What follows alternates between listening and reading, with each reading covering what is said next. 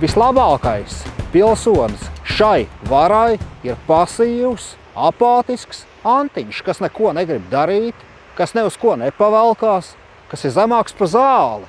Un kas vienmēr pasaka, bet es jau viens un es jau neko nevaru izdarīt. Tad lūdzu nāc, te mēs būsim daudz. Jā, tas ir. Šeit jau mēs netaisamies pulcēties, lai kolektīvi izraudātos, bet mēs nāksim tādēļ, lai satiktu savus draugus un dombiedrus, ar ko mums ir kopīgs ceļš ejams, ar ko mums ir kopīga cīņa izcīnām. Jo nekad jau nav tā, ka nevar būt vēl sliktāk. Šī jau ir tikai prelūdija. Tas viss ies tālāk un izvērtīsies briesmīgāk.